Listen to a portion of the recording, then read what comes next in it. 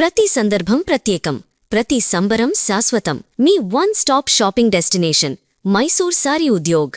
నమస్తే రమగారు. నమస్తే జయ. రమగారు, మనకి ఈ శ్రావణ మాసంలో మంగళవారాలు కూడా విశిష్టంగా పూజలు చేసుకుంటూ ఉంటాం. అవును. ఒకసారి మంగళవారం యొక్క విశిష్టత, అనుసరించాల్సిన విధి విధానాలు. మామూలుగా మనకు మంగళవారం పనికిరాదు చాలా మందికి. మంగళవారం శుక్రవారం మేము ఇవ్వం, తీసుకోం, అది చెయ్యం, ఇది చెయ్యం, మంగళవారం తెచ్చుకోకూడదు, మంగళవారం ఇవ్వకూడదు, మంగళవారం వెళ్ళకూడదు, ఏ పని మొదలు పెట్టకూడదు.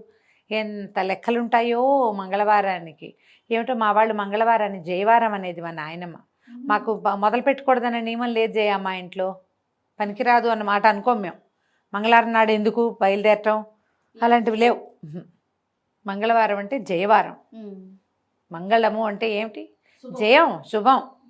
అందుకని మేము ఆ సిద్ధాంతం మేమైతే పాటించాం. మా నాయనమ్మ అనేవారు, మా పెద్దక్కయ్య కూడా నాయనమ్మ ఇట్ట అనేది అని చెప్తుంది. ఏనాటి మా నాయనమ్మ?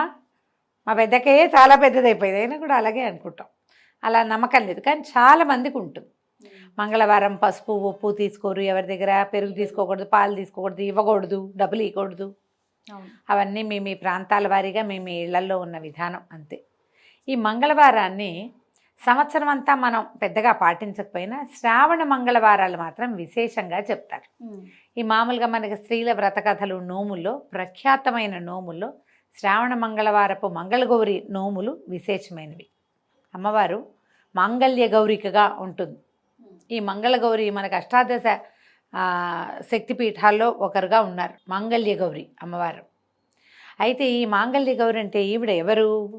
మన స్త్రీల యొక్క సౌభాగ్యాన్ని కాపాడే దేవత. ఈ గయలో ఉన్నది అమ్మవారి దేవాలయం. ఎన్నో పురాణాల్లో కూడా ఈ దేవాలయ ప్రాముఖ్యత చెప్పబడింది. అంటే ఇది ఎంత పురాతనమైనది. పురాతన శక్తిపీఠాల్లో మన గయ కూడా ఒకటి, ఈ మాంగళ్య గౌరిక. అయితే ఆమెని ఈ రోజున అర్చిస్తాం. ఇక్కడ అమ్మవారి పేరు విశేషంగా, క్షేత్రం పేరు చెప్పబడదు, కానీ మంగళ గౌరీ పూజా విధానం కనపడుతుంది. సాధారణంగా నిత్య పూజలు చేసుకునే స్త్రీలు ఎలా చేస్తామంటే వారమంతా గౌరీ పూజ, శుక్రవారం నాడు మాత్రమే లక్ష్మీ పూజ. గౌరీని అర్చిస్తే ఏంటంటే ఆమె సర్వమంగళ, భర్తతోటి సగభాగంగా కలిసి ఉంటుంది. ఇది మనం శివపార్వతుల విషయంలో చెప్పుకుంటాం. అక్కడి నుంచి పరదేవత సదాశివుడితోటి కలిసి ఉంటుంది. శివశక్తి స్వరూపాల కలయికే శక్తి. ఓకే. ఆయన లేకుండా ఆవిడ లేదు, ఉండదు. మనం సృష్టిలో కూడా, సృష్టి క్రమంలో కూడా భర్తతో కలిసి ఉన్న స్వరూపంలోనే అమ్మవారు కనపడుతుంది. మనకి షట్చక్రాలు చెప్తారు. షట్చక్రాలు చెప్పి సహస్రారం 7వ చక్రంగా చెప్పబడుతుంది. 6 చక్రాలు ఉన్నాయి. ఈ 6 చక్రాలలోనూ కూడా అమ్మవారు భర్తతో కలిసి ఉంటుంది, ఒక్కొక్క చోట ఒక్కొక్క స్వరూపంలో. భూతనాథుడు భూతనాయకి, అట్లా శివుడు శివాని, శర్వుడు శర్వాణి, రుద్రుడు రుద్రాణి, ఇట్లా ఈశానుడు ఈశాని, ఇట్లా మొత్తం మీద ఆమె భర్తతోటే కలిసి ఉంటుంది. అంటే మనకి భర్తలతోటి విడదీయరాని సంబంధం కలిగి ఉండటానికి ఆశ్రయించవలసిన దైవం ఎవరంటే మంగళగౌరి. ఈ స్వరూపంలో ఉన్న అమ్మని మనం అర్చిస్తే గనక సకల శుభాలు జరుగుతాయి. భార్యాభర్తలకి ఎడబాటు లేకుండా ఉంటుంది, గొడవలు కొట్లాటలు రాకుండా ఉంటాయి. ఏదైనా చిన్న పొన్న సంసారాల్లో వస్తాయి, కానీ అవి చిలికి చిలికి గాలివానలు కాకుండా, సంసార విచ్ఛేది కాకుండా, గృహ విచ్ఛేదాలకి దారి తీయకుండా ఉంటుందని వివాహం అవగానే కొత్తగా పెళ్ళైన పిల్లలతోటి మంగళగౌరి నోము పట్టిస్తారు. కొన్ని ప్రాంతాల్లో కన్యగౌరి నోము విధానాలు ఉంటాయి. 9వ ఏడు వచ్చేసరికి 8వ ఏటో ఇప్పుడు పట్టిస్తారు. ఇది పూర్వమట 5వ ఏట నుంచి పట్టించేవాళ్ళు. ఈ కన్యగౌరి నోములు పట్టించడం ఒక విధానం ఉండేది. ఇప్పుడు మనం ఆ ఎర్లీ పెళ్ళిళ్ళ విధానాలు అవి పోయినాయి కదా, పిల్లలు కొంచెం కాస్త ఈడేరక ముందే మొదలు పెడతారు. ఇంచుమించుగా పిల్లలు పెద్దవాళ్ళు అయ్యేసరికి ఆ నోములు తీర్చేస్తారు. 5 సంవత్సరాలు చేయాలి దీని నియమం, 5 ఏళ్ళు. ఈ 5 ఏళ్లలో ఏటా వాయనాలు పెరుగుతాయి. తొలి సంవత్సరం 5 ముత్తైదువులకి వాయనం ఇస్తాం, 2వ సంవత్సరం 10, 3 15, 4 20, 5వ సంవత్సరానికి 25 మంది ముత్తైదువులకి వాయనం ఇవ్వాలి. ఇది జాతుల నియమం. కొన్ని చోట్ల ఉంటుంది, కొంతమందికి ఉండదు. బ్రాహ్మణ ముత్తైదువులు అయితే వాళ్ళకే ఇవ్వాలనే నియమం కొన్ని ఊళ్ళల్లో ఉంటుంది, కొన్ని చోట్ల అట్లా ఉండదు, అందరికీ ఇస్తారు. మిగిలిన జాతుల్లో మంగళగౌరి నోములు పట్టుకున్న వాళ్ళకి ఆ నియమం ఉండదు. ఎవరికైనా సరే కాళ్ళకి పసుపు రాసి బొట్టు పెట్టి కాటుకిచ్చి వాయనం ఇవ్వటం విధానంగా కనిపిస్తుంది. దీనికి కూడా ఏంటంటే మన వరలక్ష్మి వ్రతంలో ఎట్లాగో ఇక్కడ కూడా అలాగే ఈ మన తోర పూజ ఉంటుంది. ఈ పూజ చేసుకోవటం, దీనికి మంగళగౌరి వ్రతాలకి నియమంగా చేసేవి ఏంటంటే ఆవునేతి దీపాలు. ఆమె ఆవునేతి దీపాలలో ఉంటుంది మంగళగౌరి. స్వచ్ఛమైన ఆవునేతితో పెట్టిన దీప కళికలో ఆమె ఉంటుందన్నమాట మంగళగౌరి. ఆమెకు అత్యంత ప్రీతిపాత్రమైన స్థానం అదట. తర్వాత ఏం చేస్తారు, ఆవునేతి దీపాలు, ఆ దీపాలు కూడా చలిమిడితో దీపారాధన, శనగలు నివేదన, పాయసము పులగము నివేదన చేస్తారు. చేసి ఈ పూజ మొత్తం పూజ పూర్తి చేసుకున్నాక పూజ అవసానంలోకి వచ్చాక తోర పూజ చేస్తారు. తోరం కట్టుకుని అప్పుడు అమ్మవారి కథ వింటారు. ఈ కథ వినేటప్పుడు ఏం చేస్తారంటే కత్తికి నెయ్యి రాసి ఈ ఆవునేతి దీపం మీద కత్తి పట్టుకుంటే ఈ ఆవునేతి పొగ ఈ కత్తికి పారుతుంది కాటికలాగా. అది కంటికి ధరించాలి. ఆ కంటికి ధరిస్తే మంచిది. ఎంత అద్భుతమైన విషయాలు కదా రమ్మగారు. మరి ఆవునేతి దీపారాధన మీద వచ్చిన కాటుక కంటికి మంచిది. మనం ఆముదం దీపం పెట్టుకుంటాం. అవును. ఇలా ప్రత్యేకంగా శ్రావణ మంగళవారం కాటుక విశేషమైంది. ఆ కాటుక పెట్టుకోవాలి. నోవు లేకపోయినా సరే మనకి వాళ్ళు ఎవరో తెచ్చారు ఆ కాటుక పెట్టుకుంటే బాగుంటుంది. చేయొచ్చు అట్లా. ఇనపదానికి ఈ కత్తి అంటే అదేదో వేరేది ఉండదు కదా, ఇనప కత్తులు ఉంటాయి. ఇనపదాని మీద పారిన కాటుక కూడా మంచిది. వెండి పళ్ళాలకి వాటికి పారిచ్చరు, ఇనపదే ఉండాలి. అందుకని కత్తి కాటుక పట్టించడం అంటారు దాన్ని. కత్తికి పట్టడం. అక్కడి నుంచి మొట్టమొదట పూజ అవగానే బుట్టవాయనం అని కొన్ని ప్రాంతాలు ఎత్తారు. మా వాళ్ళందరికీ కూడా బుట్టవాయనమే. ఇలా పూజ నుంచి లేవగానే ఎవరన్నా ముత్తైదుని ఇంటికి వచ్చేలాగా ఏర్పరచుకొని ఒక తోరం కట్టి ఆమెకు కాటుకిచ్చి పసుపు రాసి బొట్టు పెట్టి వాయనం ఇస్తారు. ఇస్తనమ్మ వాయనం, పుచ్చుకుంటున్నమ్మ వాయనం, 5 మాటలు మనం అంటాం, 3 మాటలు మనం అంటాం. వాళ్ళు కూడా పుచ్చుకుంటున్నమ్మ వాయనం అంటారు. ఎవరమ్మా నా చేతి వాయనం అందుకున్నది అంటే నేనమ్మా మంగళగౌరిని అని చెప్తారు ముత్తైదు. కోరితనమ్మా వరం అని వీళ్ళు అడిగితే ఇస్తేనమ్మా వరం అని అవతల వాళ్ళు అంటారు. ఇది మొత్తం అన్ని వాయనాలకి ఇవ్వాలన్న నియమం లేదు. బుట్ట వాయనానికి ఇస్తారు. మీ ప్రాంతాల పద్ధతులు ఉంటే ఇది వరలక్ష్మి వ్రతం వాటిలలో అది కనపడదు, మంగళగౌరికే అది కనిపిస్తుంది అనమాట. ఈ వాయనం ఇవ్వటం. తర్వాత 5గురికి ఇవ్వాలంటే 5గురికి సూర్యాస్తమయం లోపల మొత్తం వాయనాలు ఇచ్చేయాలి. పెరుగుతారా పెరగరా, ఏటా పెంచుకోవాలా, ఈ వారం చెప్తే వచ్చే వారం డబల్ ఇవ్వాలా, అవన్నీ కూడా మీ ఇళ్లల్లో ఉండే విధానము. 4 మంగళవారాలు ఉంటే ఆడపిల్లలకి గబుకుని ఏ ఇబ్బందో వస్తుంది. ఓ వారం కుదరలేదు అనుకో, మంచి రోజులు కాదు, అప్పుడు ఏం చేస్తారు, తర్వాత వారం ముందు వారం మానేసిన వాయినాలు కూడా ఇప్పిస్తారు.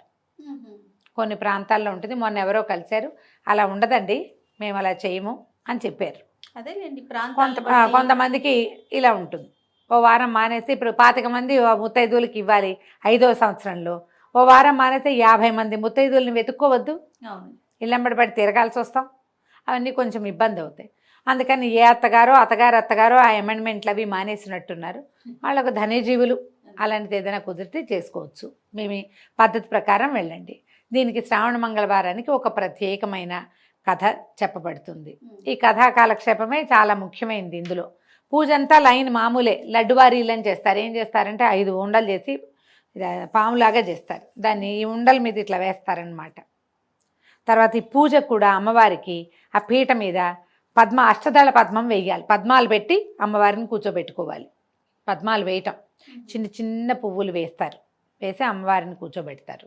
ఈ కూర్చోబెట్టడానికి మంగళగౌరిని ఎట్లా చేయాలి, మనకి ప్రతిమ ఉండదు కదంటే పసుపు గౌరి. కొన్ని చోట్ల గుండ్రంగా చేస్తే గౌరి అంటారు, కొన్ని చోట్ల పొడుగ్గా చేస్తే గౌరి అంటారు. మా ఇళ్లలో పసుపుని ఇట్లా పొడుగ్గా చేసుకుంటాం, త్రికోణంగా అంతే పైకి చేస్తారు. నిలబెట్టిన గౌరీ స్వరూపాన్ని వినాయకుడిని కూడా చేసుకుంటాం. వినాయకుడిని మొదట పూజ చేసి పక్కకు పెట్టి గౌరీ పూజా విధానంలోకి వెళ్తాం. ఈ శ్రావణ మంగళవారపు కాటుకని చక్క భద్రంగా దాచిపెట్టుకుంటే సంవత్సరం అంతా పెట్టుకోవచ్చు. నేనేం చేసేదాన్ని అంటే కత్తి కాటుకు పట్టించి ఎవరికైనా కత్తి ఇట్లా చూపించడం నాకు ఇష్టం ఉండేది కాదు. అసలు కొందరి ఇళ్లలో ఆ కత్తులు కడగరు కూడా. మొత్తం 5 వారాలు 4 వారాలు అదే కత్తి ఏమిటో దుమ్ముగా అయిపోతుంది, కళ్ళకి మంచిది కాదని ఒక భయంగా ఉండేది. మొట్టమొదటి వాయనం ఇచ్చేశాక జాగ్రత్తగా ఒక వెండి భరిణిలోకి ఆ కాటుక తీసేసుకునేదాన్ని. నేను తీసేసి కొంచెం ఆవు నెయ్యి వేసి రంగరించి పెట్టుకునేదాన్ని. నేను అదే పట్టుకెళ్ళి ఇచ్చేదాన్ని. నేను ఇలాగే చేశాను. పిఎస్ నారాయణ గారిని రైటర్ మన ఇంటి దగ్గరే ఉండేవారు.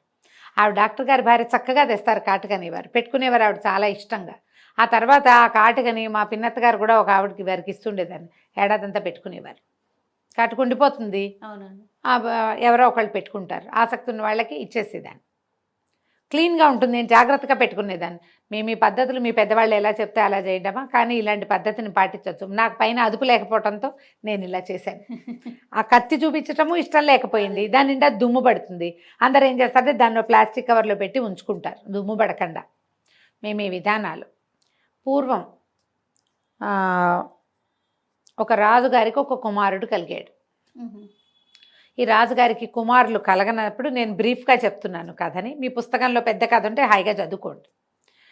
సంతానం కలగక చాలా బాధపడ్డారు. బాధపడితే ఏమైందట, సరే రాణి గారికి ఒక సన్యాసి వరం ఇచ్చాడు, ఫలానా దేవాలయంలో మామిడి చెట్టు ఉంది, మామిడి పళ్ళు కోసుకో, ఆ మామిడి పండు కోసుకుంటే సరిపోతుందంటే ఈవిడ ఏం చేసిందట, ఆ మామిడి పండు కోసుకోవడానికి పక్కనున్న పుట్ట మీద కాలు పెట్టి ఎక్కింది. పళ్ళు ఎక్కువ కోసుకోవద్దన్నారు, ఎక్కువ కోసేసుకునేసరికల్లా సర్పశాపం లభించింది ఆవిడికి, సర్పశాపం అయింది. ఏమిటి, అల్పాయుషు గల కుమారుడు పుడతాడు నీకు అని.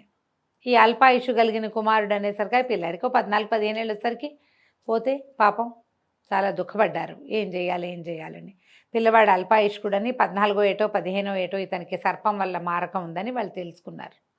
కుమారుడికి కూడా తెలిసిపోయింది. ఇతను ఏమన్నాడు, నేను ఇక్కడ ఉండను, నేను ఏమీ లేకుండా ఎప్పుడు ఈ అంతఃపురాల్లో వీటిలలో నేను ఎందుకు ఉండాలి, నేను తీర్థయాత్రలకు వెళ్తానని మేనమావతో కలిసి, శివుడు అతని పేరు, రాజకుమారుడు, తీర్థయాత్రలకు వెళ్ళిపోయేసరికల్లా తీర్థయాత్రల్లో ఒక ప్రాంతంలో ఆగారు వాళ్ళు. ఆగేసరికల్లా అక్కడ ఒక సత్రం భార్యాభర్త ఓ పిల్లలు ఉన్నారు, సత్రం యజమాని. ఆయన కుమార్తె సుశీలని పిల్ల చక్కగా ఉంది, ఎదురు పిల్లలతో ఆడుకుంటుంది. ఆడుకునేసరికల్లా ఆ పిల్ల ఏదో రకార మకార ప్రయోగాలు చేసింది అవతల పిల్ల. అనేసరికల్లా ఈ సుశీలంది, మాకు అట్లాంటివి ఏమి ఉండవు, మా అమ్మగారు మంగళగౌరి వ్రతం చేస్తుంది, వ్రతం చేసిన వాళ్ళకి వైధవ్యం రాదు, ఎప్పుడు ఆ వాయనం నేనే అందుకుంటా మొదట, రేపొద్దున నాకు వివాహం అయ్యాక తప్పకుండా నేను ఆ నోవును వస్తాను, మాకు అలాంటివి రావు, మా ఇంట్లో మంగళగౌరి వ్రతం ఉందండి.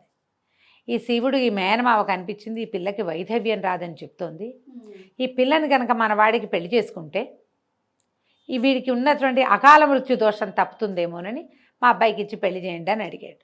పిల్లాడికి పెళ్లి చేశారు.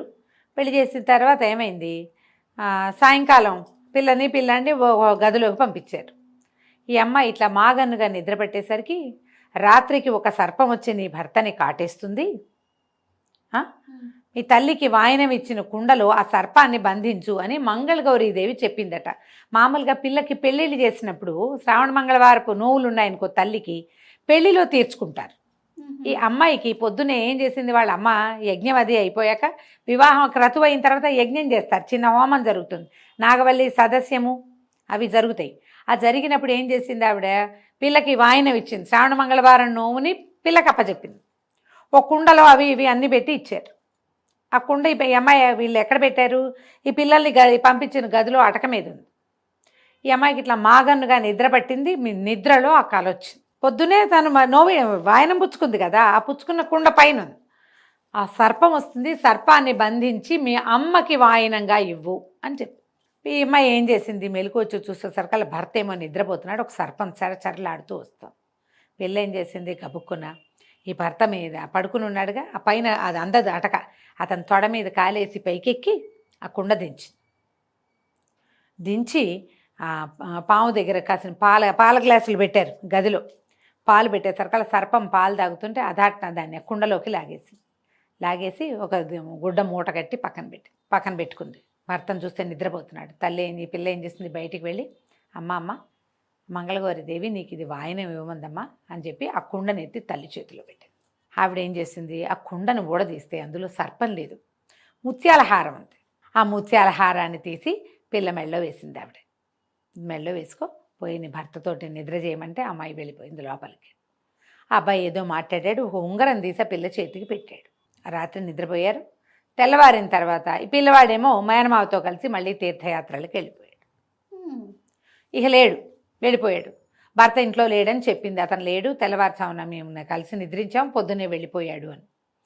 సరే తండ్రి వెతికిస్తానన్నాడు, కానీ ఏం వద్దు, నేను ఇక్కడే ఉంటాను, వస్తాడు మళ్ళీ తిరిగి, తీర్థయాత్రలకు వెళ్తున్నామని చెప్పారు కదా, వాళ్ళ ఊరు వెళ్ళాలంటే ఈ ఊరి మీదగానే వెళ్ళాలి కదా.